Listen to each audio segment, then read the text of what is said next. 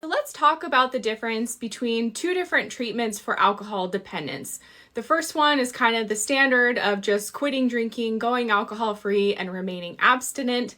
And then the second one is the Sinclair Method treatment protocol, which is the treatment I used and what I talk about all the time on this channel, which is not an abstinence-based treatment. You actually start it while you're still drinking. So with abstinence-based treatments, whether you're going to Alcoholics Anonymous or you're just deciding to quit drinking, it's pretty straightforward. The first step of those treatments is you just quit drinking, you abstain from alcohol. Typically, the belief is that you cannot return to drinking again because moderate drinking or controlled drinking is not possible. And that really is true. And the reason that's true is because of changes that have happened in the brain over time. When someone consumes alcohol to excess, they develop an alcohol use disorder. It changes their brain. And when that happens, moderate drinking is extremely difficult or impossible for people to do. It's important to know that there's a big challenge for a lot of people with abstinence-based treatments, and that is a well-researched phenomenon known as the alcohol deprivation effect, which essentially means that once someone has an alcohol dependence and they abruptly quit drinking alcohol,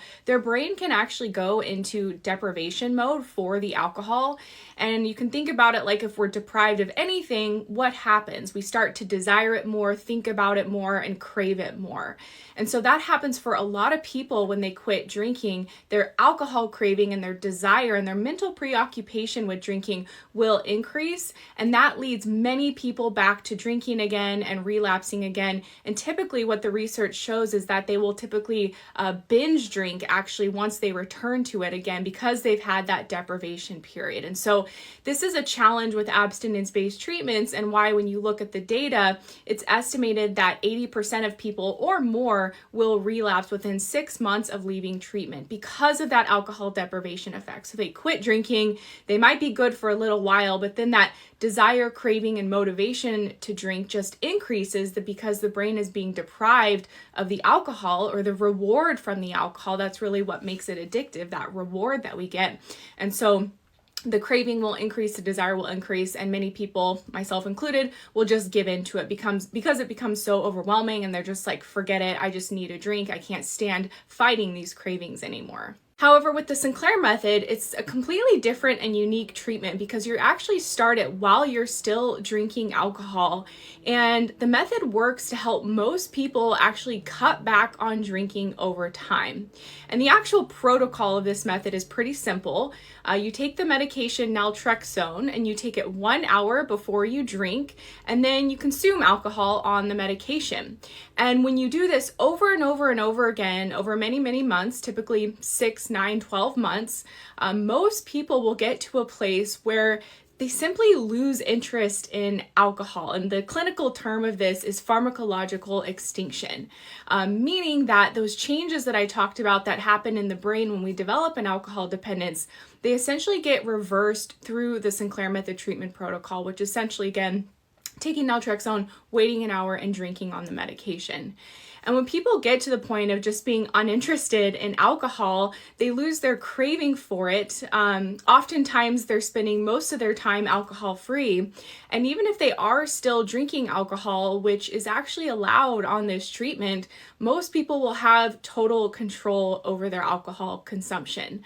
And the reason that this happens is because naltrexone is an opiate blocker medication, not to be confused with opiates, but when naltrexone is taken as an opiate blocker before drinking, what it's doing is it's binding to receptors in the brain that would otherwise be experiencing a flood of endorphins and pleasure from the alcohol.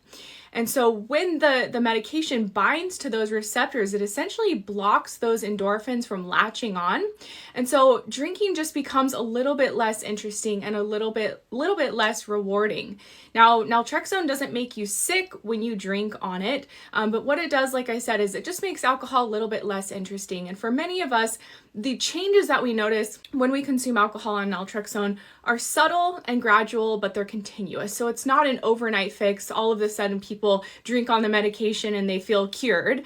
It's really these gradual changes that happen over time where people just notice that they're, drinking more slowly, drinking less often, and just generally having less interest in alcohol. And again, one of the things that's so unique about the Sinclair method is that it doesn't require abstinence. And if someone has a goal to drink moderately, say they're drinking way too much, like I was binge drinking 7 days a week. I started this treatment with the goal to drink moderately. You know, I wanted to have wine on the weekends or champagne at a wedding. I didn't want to have to say that I was never allowed to drink alcohol again. And this treatment makes that a total possibility because it fixes the root issue of the excessive drinking and the alcohol addiction, which again has to do with what's going on in the brain and the changes that have happened in the brain. So I would say that the majority of people who go on the Sinclair method do so with a goal to drink moderately. And it takes time to get there. Like I said, 6 months or so, 9 months or so, maybe longer, maybe less.